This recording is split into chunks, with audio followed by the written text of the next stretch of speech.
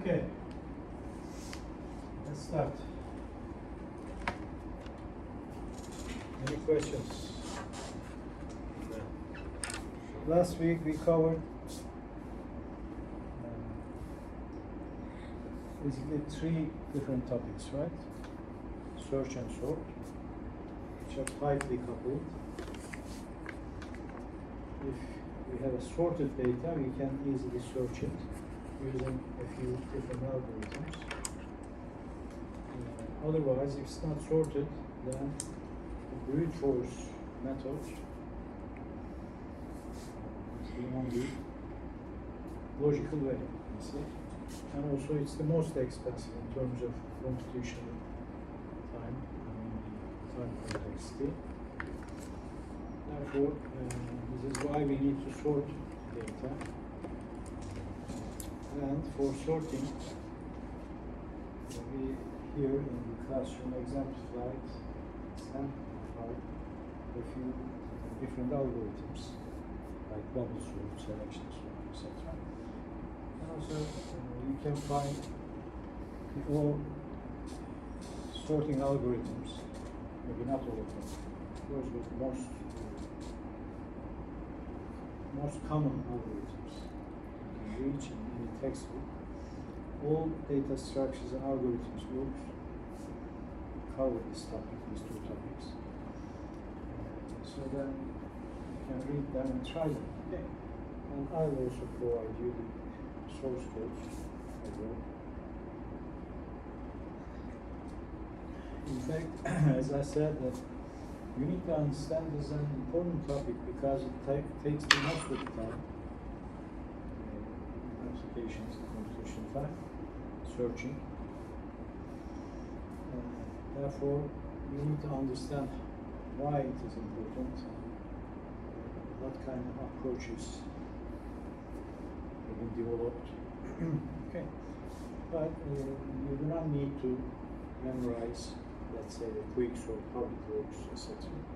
Just check it and get an understanding about how it works.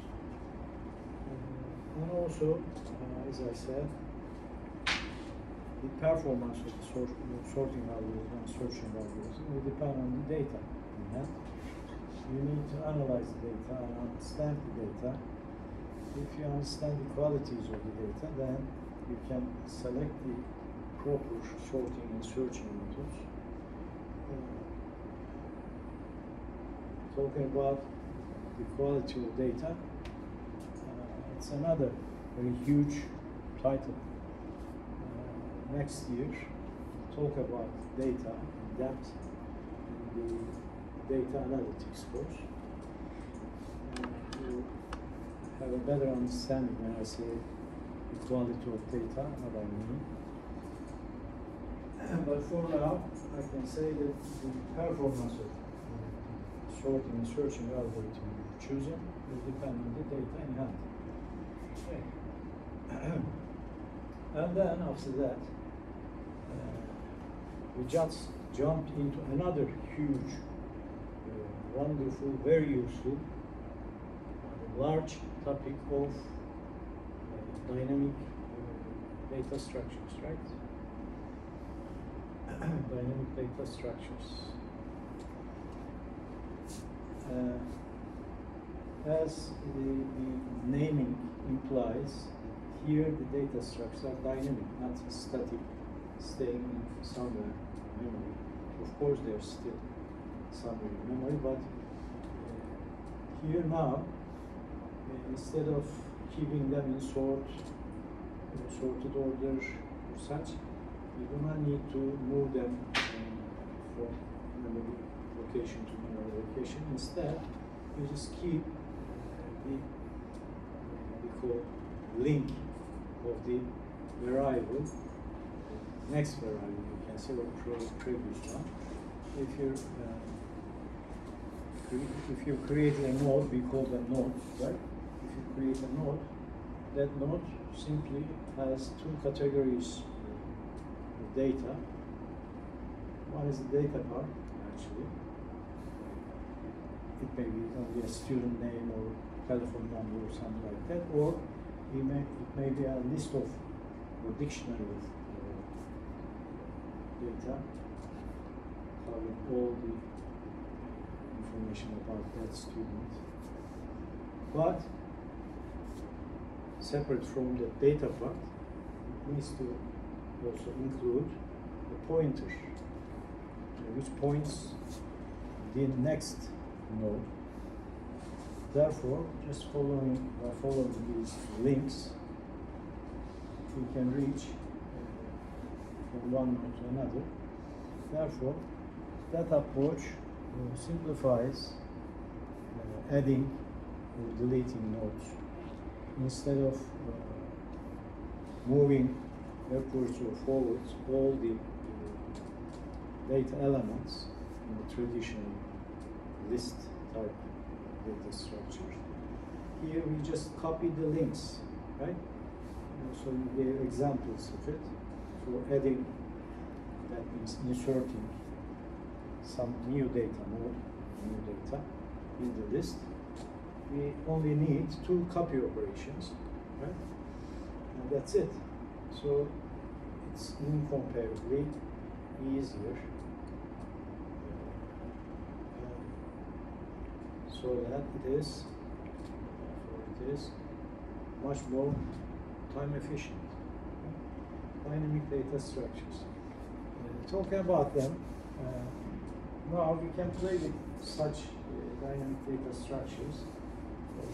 All of them have a common properties, as I said, data part and the pointer part.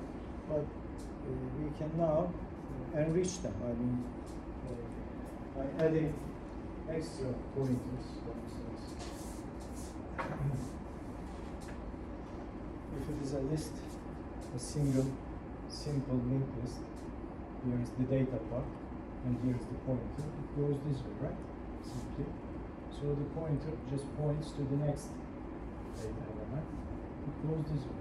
So at the end, if we call this one the head node, okay, and that one is the tail node, okay.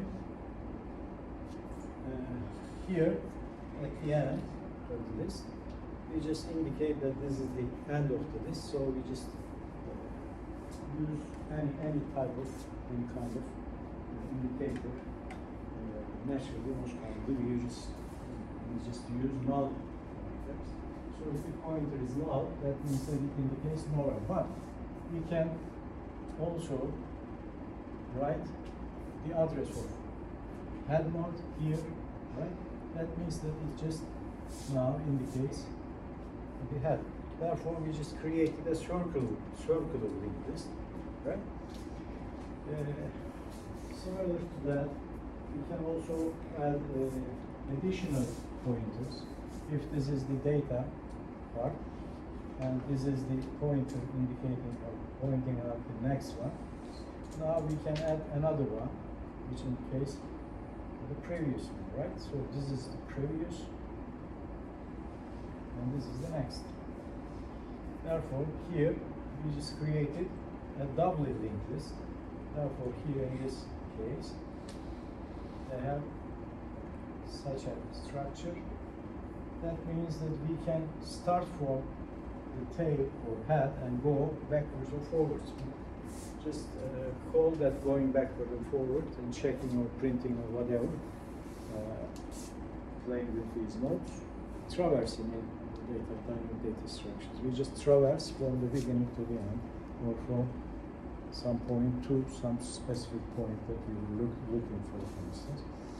And also, as I said, let's take a simpler this example. Single linked list.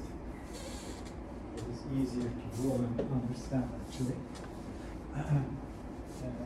Let's say that this list is in sorted order, whether it's circular or not. We just keep it in sorted, right? So assuming we need to add a new node here, so we just create a new node and put the data in, and the pointer is null at the beginning. So we start traversing from the beginning, from the head, and compare it. If it is A and if it is D, then if it is E, for instance, right? Then we check this. Okay, this is smaller, so continue.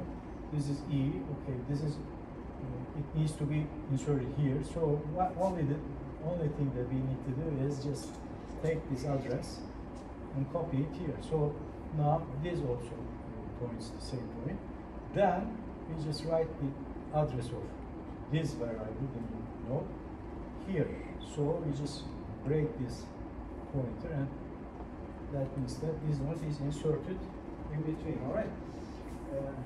There's only one approach. I mean, if we want to keep the list, either it is double or single, in order, sorted, okay, I can apply such a logic. But it is not the only case. I mean, instead, I may prefer to insert the new data somewhere, some specific point. I can say that insert this data after this element, for instance.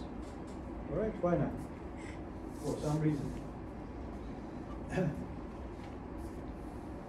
Let's say that I'm keeping different types of stocks in this list, and I want to keep the same category of stocks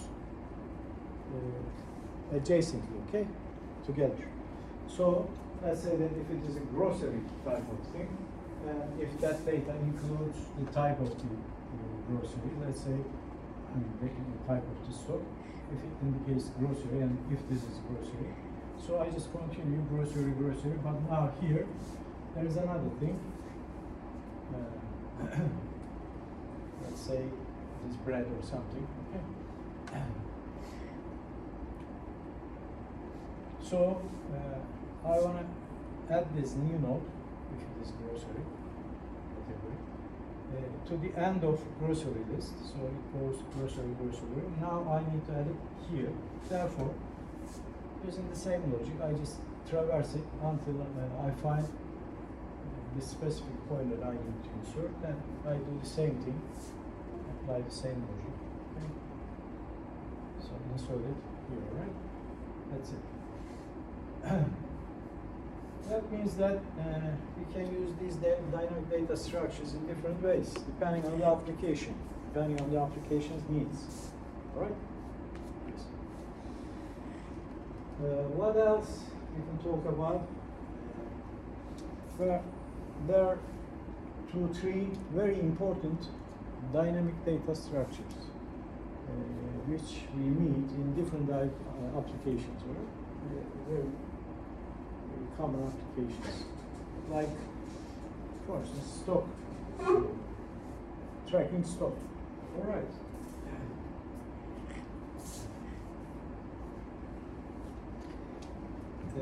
In some of the, or many of the warehouses,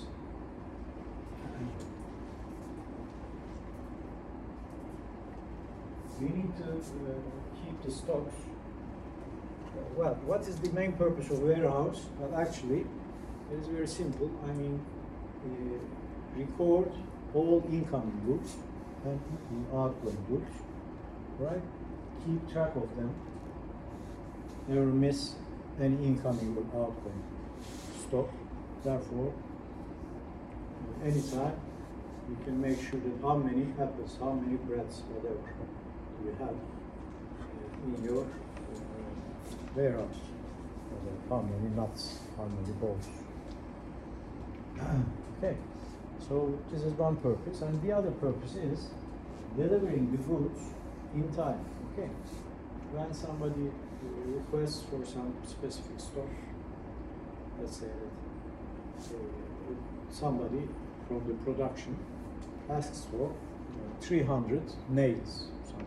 Okay, in the warehouse, what you need to do is just locate. First of all, you need to check whether there are any nails. If it is so, you need to check and find out where all those nails reside. Okay, in what part of the warehouse, in what, let's say, cell. It's a row, storage rows, etc. Okay. So that data may include, let's say, the stock number, name, category, etc., and address. Okay. There may be many different data about it. So I just get the address and reach there and physically get that amount of requested amount of stock and hand it. Okay. And also, I need to reduce the number of, let's say, another item. Here is the amount, so I need to reduce the amount, right?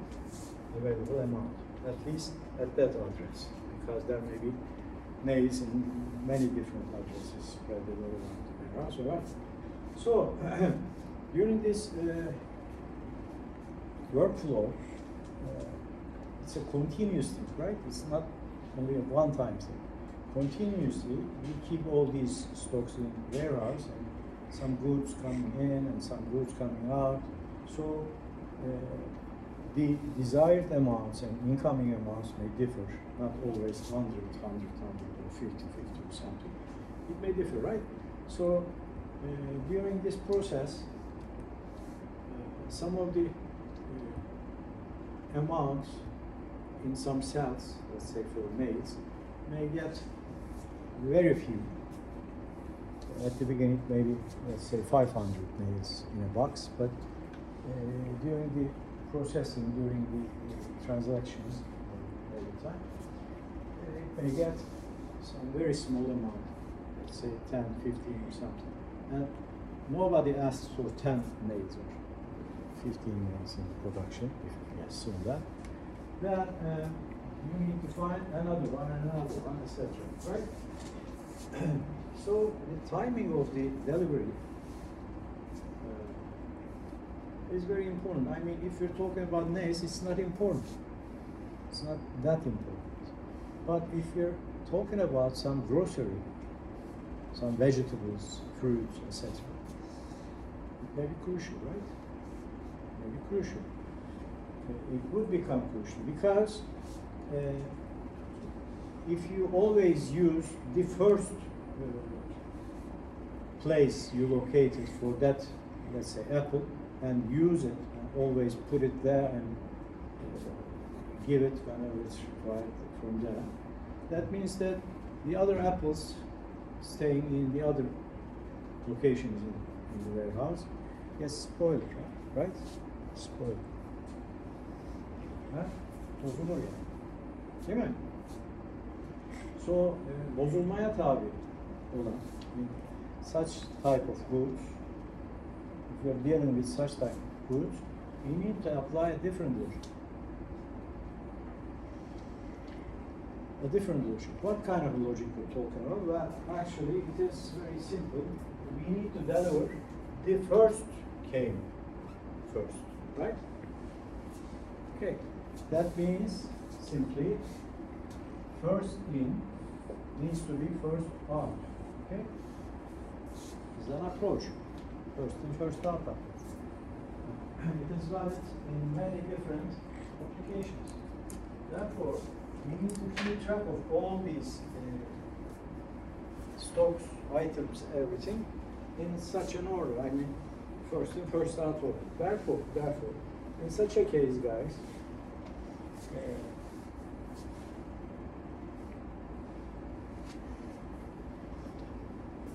in such a case, we're keeping the data in such a way.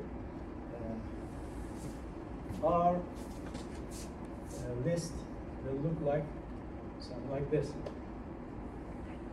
New item arrived, so a new one arrived. I need to put it here, right, in the list. And then another one, right? So, during this period, some arrives, but at the same time somebody requests some goods, so I need to find and deliver it, right? I need to deliver the first one. So, always, the one arrived first needs to be delivered at the first position, right? In such a case, all adding operations or all insertions, right? All insertions or adding a new stock should be done where? To the head or to the tail? What do you say? A new one should be inserted to the head or to the tail or in between somewhere. Where? No, it should be added always to the tail, right? Because they're waiting and waiting and waiting. Whenever an apple is asked, I need to deliver the first one, all right? Not this one. Because it arrived in September or whatever, but this arrived in March. Okay, so in such cases, we always apply this. Therefore, for a data structure in such an application, should be working in this way, first in, first out way, and in these cases, we simply call it queues, okay?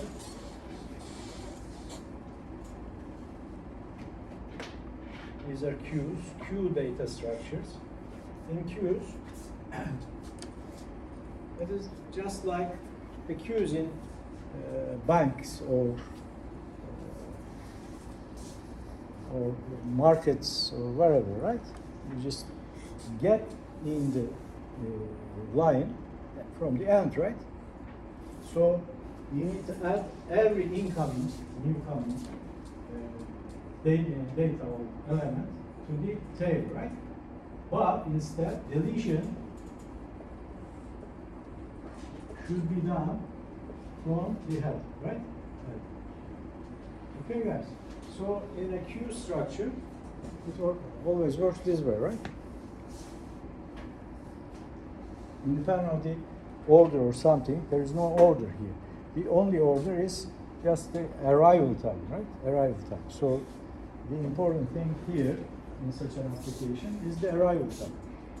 If the application requires such a logic, then we apply this. We still use the same singly linked list structure, but we can manipulate it in such a way. If you're talking about a queue structure, we always do the addition or insertion operation to the tail of the list, or at the tail of the list, and deletion always occurs at the head. Therefore, in such a case, if we remove this or pop this out, that means that now this one will be the head. Similarly, if any new stock arrives, we just add it here, so here, this will be the new tail, right? Okay, because these are whether you keep them in a doubly linked list type of data structure or whatever, but we still need to manipulate them in such a way if you're talking about a first in, first out type of application. All right. So we're not only talking about the data structures, but here we're also talking about kind of algorithms or procedures that we need to modify. All right. Depending on the application, the procedure we need to apply will change. All right. Or take another example. For instance, think about an undo operation in word processors or something. Okay, you write something and then you just hit Control Z, undo it, or Control Y, redo it, right? Therefore, assume that you need to write a program for handling undo operations. In such a case, assume that we can keep the data in such a way. Say that this is data which indicates the operation. Let's say writing something, deleting something, blah blah. Okay, changing the fonts, etc. This is the operation command or whatever. you keep this data, and then another one arrives, the next one, and the next one. It goes this way. You can keep as many as you decide. Let's say that I will keep the last 20 operations, all right? A workforce or something. Maybe 150, whatever. You can decide it. So, but whenever the user hits undo button, what should I do? See, I always add the newcomers to the tail, right? Sorry. I always add the newcomers to the head. Okay, new one. These are the older ones, okay?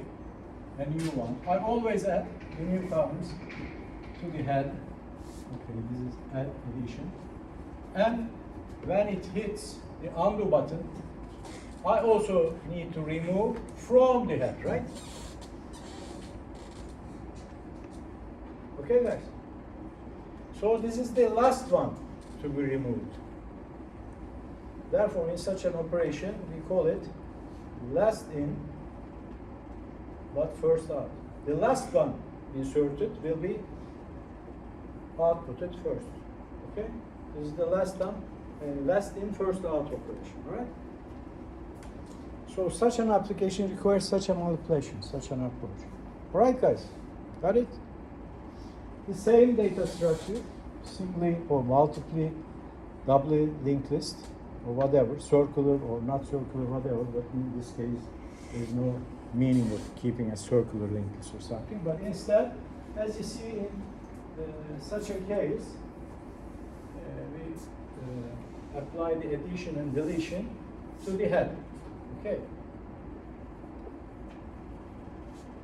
Okay, all right. So we call this less than first out, and actually such data structures are called stacks. Right, guys? Stacks. So this is a stack type of operation. Think about it as a kind of tube that you put your pills, medical pills in, okay?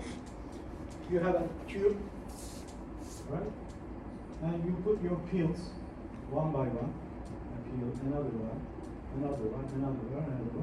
So the first inserted pill is at the bottom, right? So this is the last inserted one. This is the pill. Last coming. So this is the last one. Last in. Okay. But when we need to take a medicine, a pill, we just remove the last one, right? So this is the first one to be outputted. Okay. Last and first out, right? It's exactly the same approach. Got it? So, as I said, depending on application, you need to decide about all this stuff. You'll choose the appropriate data structures and the manipulation by looking at the application that we are working on. Okay. Again, there is no magical or always correct kind of procedure or something. I cannot tell you that this Q type or whatever will be used in such cases, or you'll decide about it. Okay? You choose your data structures. Okay? You need to create it.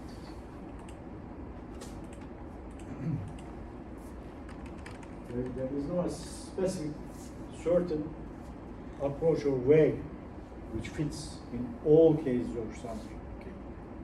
You'll decide. All right? Any questions? So there are also other data structures, dynamic data structures. Will come one of them later on, but not now. For now, I just want to give you a few examples.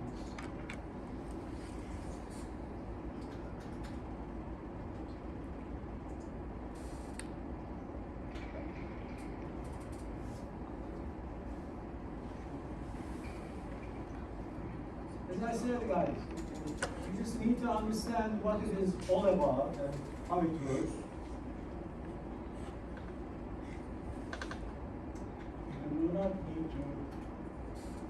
summarize everything. So, dynamic data structures. Here, for instance, I gave the example, simple list, how it works. Let's take a queue structure. In this example, you'll see, işte size hala klasları anlatmadılar, onun için size oluyor. Hocam yaklaşık bir 2 hafta sonra falan Ya olur mu ya? Dönemin ortasına geldik daha. Object oriented konuşuyorsunuz, ortada klas yok ya. Hocam siz bir hızlı anlatsanız. He? Siz bir hızlıca anlatsanız. Yani Hızlıca anlatıyor ama başlı başına bir ders söyleyen. yok biliyorum evet. Klaslar için komple şey. Ya en basitinden sadece klası, selfie. Klaslarda temel olarak iki şey vardı arkadaşlar. Klaslarda temel olarak iki şey vardır. Bir klasın yani siz tanımlarsınız işte bir öğrenci ne yapar? İşte ders çalışır, bilmem ne yapar. Bir öğrencinin ne gibi özellikleri vardır? Dolayısıyla bir yaptıkları bir de özellikleri vardır. Yani bir methods vardır, bir de attributes ya da features vardır o klasa ilişkin. Araba deyince arabanın bir sürü feature'ı olabilir. İşte ne bileyim ben motor hacmi, rengi yok efendim üstü açık mı değil mi, kıvırızı bir sürü şey. Bu filtre gibi bir şey mi oluyor? Hayır. Özellik Bu bir data gibi. structure tanımlıyorsunuz işte. Tamam mı? Bir araba yapan özellikler deyince hani bir arabayı neyle tanımlarsın? İşte ne gibi özellikleri vardır falan. Rengi, motor hacmi. Kaç kişi oturuyor? Binek arabası mı? Yük taşır mı, taşımaz mı? Gibi. Ve bunların her birini birer değişken yapabilirsiniz değil mi? Renk işte siyah, beyaz, kırmızı bilmem.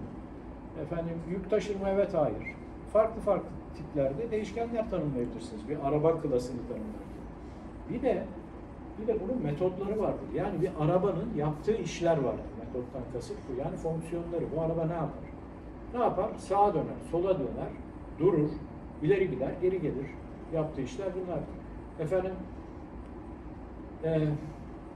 ama siz mesela daha genel bir taşıt, şimdi neyse bu kadar da keseyim. Tamam mı?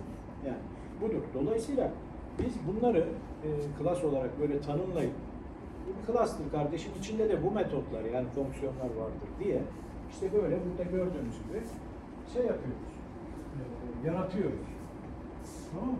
İşte ne gibi özellikleri varmış bunun yani fonksiyonları işte enq, deq yani işte ekle, çıkar, peak, size, is empty mesela boş mu bu? Size buna bakıyor. Self q eğer boşsa bilmem boyu size sıfır döndürüyor gibi fonksiyonlar tanımlamışız. Tamam mı? Bir de bu klasın atribütleri olabilirdi. Burada hiçbir atribüt yok aslında. Yani bu klasta. Tamam mı? Dolayısıyla ben burada mesela bu enq, deq fonksiyonlarını yazmışım. Enq yani q'da yani kuyruğa ekle appended gördüğünüz gibi. Deq'da da eğer empty ise boş diyorum zaten. Aksi halde de pop fonksiyonu yapıyorum. Neyi kullanıyorum? Aslında bu Q'nun yani daha doğrusu burada kullandığım standart mevcut olan bir fonksiyon. Pop. Bunu ben yazmıyorum. Halbuki hani pop aslında pop dediğim işte bunu yapıyor yani. Delete etme. Bu işi yapıyor. Onu bir fonksiyon, hazır fonksiyon haline getiriyor. Ben direkt onu çağırıyorum. Şunu pop et diyorum. Listelerde de var bu pop. İşte aynı şekilde pop işte zaten listeye yapıyor bunu. Dolayısıyla fonksiyonu öyle yazmışım. Tamam. Dolayısıyla burada o fonksiyonu kullanarak fonksiyonları append veya pop gibi işte sizin burada append ne yapıyor? Append fonksiyonun içine girseniz Python'un içinde işte burada size söylediğim onun memori adresini buna kopuyor, onunkini de buraya kopuyor. Bunu yapıyor. Tamam. Hazır var orada. Siz çağırıyorsunuz şu anda sadece. Burada görmenizi istediğim şey bu Q yapılarında gördüğünüz gibi her zaman ne yapıyor? Sona ekliyor ve baştan çıkartıyor hadisesidir. Tamam mı? Dolayısıyla append her zaman sona ekler. Başa eklemez. Tamam mı? Pop ise baştan çıkartır. En baştakini çıkartır. Dolayısıyla bunun kuyruk yapısıdır. Çalıştığını da buradan görebiliriz. İşte instance yaratıyorum. Q adında bunlar bir tane instance yarat. Ondan sonra 1, 2, 3, 4, 5 diye bunları ekle demişim, tamam mı? Eklemiş, bakalım. İşte yazmışım, birlikte bakın ne yapmışım şimdi, bir dakika şöyle yapayım. Bunları ekle. Gördüğünüz gibi ne yaptım ben? Ha. Peak deyince çıkartıyor işte. İlk yaptı, ilkini. Neyi çıkarttı? Biri çıkarttı. Bir daha peak dersem, tabii ki şimdi sıfırdan başlattığım için olmayacak. İkinci peak'te göreceksiniz, en baştakini çıkart demek peak. İkinci peak'te yani önce bir, sonra ikiyi çıkarttı. Sırayla çıkartıyor işte. Hocam bu klasların içinden mi çağırıyor? İşte ben Q'nun deq fonksiyonunu çağırmış oluyorum. Yani içinden çekmiş. Evet, içindeki o fonksiyonu çağırmış oluyorum. Yani Allah aşkına bu yarın dönem beklenecek konudur ya. Size niye tarihçesini anlatıyorlar? Yok Java'nızda bilmem ne. Şuna gireceksin, konumuz object oriented ya. 2 hafta boyunca dersiniz. Yani neyse ne ya. Anladınız mı çocuklar neymiş klas? Anladınız mı? Yani 10 dakika sürmedi ya geçen yıl. 3 hafta geçti. Az çok bir fikrimiz oldu. Evet, yani onun gibi. Ama orada daha encapsulated, yani class'ların daha özelliklerini anlatırlar. İşte encapsulation, inheritance, yoldur, bir sürü özellikleri var. Dolayısıyla hepsini bir arada tutmuş oluyor yani. Biz fonksiyon yazıyoruz. Onun yerine class için hepsini toplamış oluyoruz. Class'tan istediğimizi çekiyoruz. Evet. Şimdi dolayısıyla kuyruk böyle çalışıyor. Bunun bir benzerini mesela burada bu iki çıkartma işlemini yaptıktan sonra size'ını ver bana demişim. Size ne yapıyor? İşte yukarıda baktık zaten. Size deyince mesela peak buradan 0. elemanı gördüğünüz gibi çıkartıyor. Kuyruğun 0. elemanını. Return ne diyor bize? O kadar.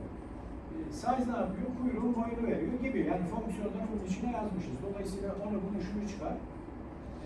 Pardon şöyle hepsini açayım. Şöyle. Ne yapmışım ben? Bunları ekledim önce. Sonra biri çıkar, ikinci bir daha çıkar. Yani biri iki demiyorum. Çıkar diyorum ben sadece. O kafadan ilkini çıkarıyor. İkinci sıradakini çıkarıyor. Sonra size'a bakıyorum. Tamam mı? Kaç tane kaldı?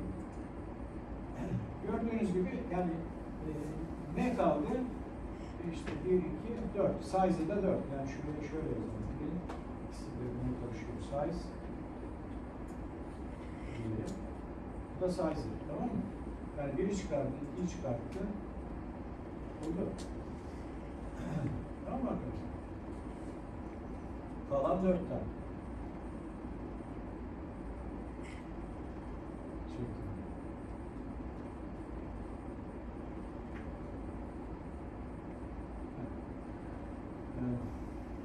Dolayısıyla first in first out olduğunu görmeniz için bu. Ama bunun gibi mesela şey yapısına bakalım, stack yapısına. Stack yapısında ise bu sefer less than first out olduğunu göreceksiniz. Push pop kullanmışız burada, yine class yapmışız. Push başa ekliyor. Pardon, push sona ekliyor. Hop baştan çıkarıyor. En başta ekliyor. Ne yapmışız? Mesela burada da push işte ilk, tamam mı? Pazartesi, salı, çarşamba, perşembe hepsini şey yapmışız. Aradan mesela peak etmişim ben. Pazartesi, salıyı ekleyip pazartesi en altta şimdi değil mi? Üstüne salı eklendi. Peak deyince salı çıkacak. Sonra çarşamba eklendi, perşembe, cuma. Peak deyince cuma çıkacak. O zaman ne var? Salı, çarşamba, perşembe kalması lazım. Değil mi?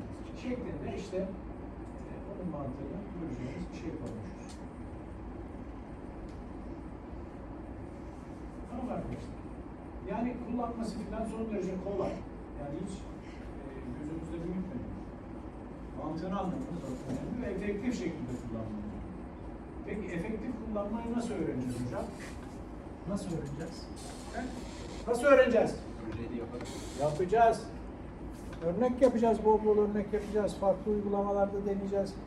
Tekrar söylüyorum, bu derste size özel ödev vermiyorum. Çünkü her hafta anlattığım konuyu oturup kitaptaki örneklerini bilmem ne çalışmanız lazım.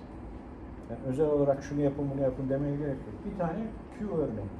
ChatGPT bana bir Q örneği çalışıyorum ben işte Q'yu öğrenmek istiyorum. Market kuyu. Ver application örneği nasıl çalıştığını anlat falan veya ver bir ödev ben yapayım. Versin sen yap. Oldu olmadı ona sor. Olmuş mu falan. Hani gibi arkadaşlar. Tamam mı? Yapmanız gereken şey bu. Dolayısıyla for now I'm going to cover only the queue structures and stack structures. There are some other structures called heap. Different heaps. Whatever. But there is another one which is very important and it gives us a lot of opportunities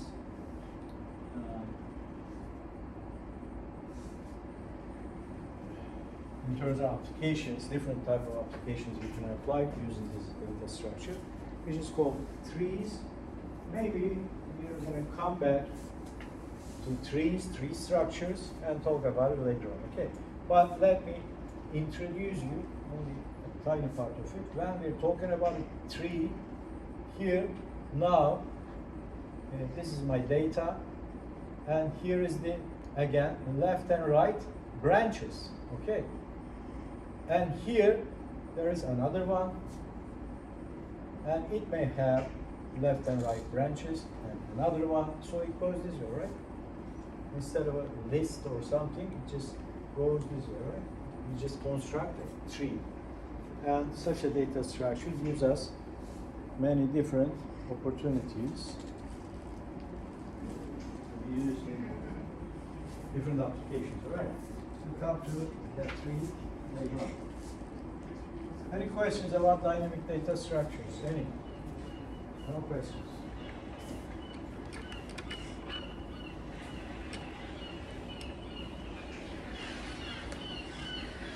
Efendim? Alo?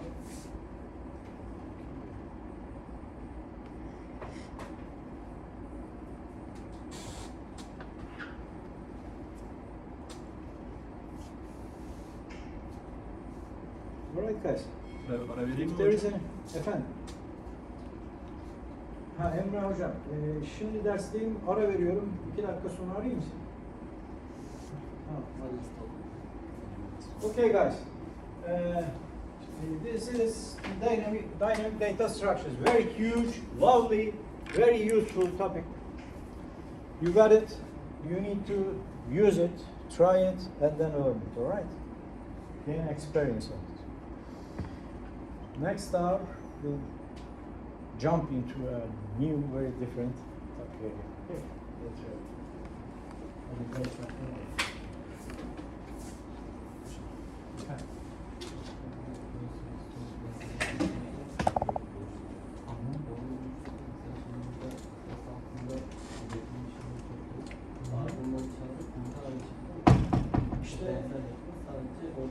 İşte şimdi arayan Emre Hoca, tamam mı? Size o dersi verin. Kızıyorum hocam. Ek ders istedik hocam. Bunları anlatacak zaten yani size. İşte ben ama gecikince ben şimdi bunu ne yapayım? Anlatmayayım bu konuyu yani. Data'nın yapılarını anlatamayacağım. Onu anlatana bekleyeceğim. Öyle olmuyor. Neyse bir 5 dakika ara verelim. Ondan sonra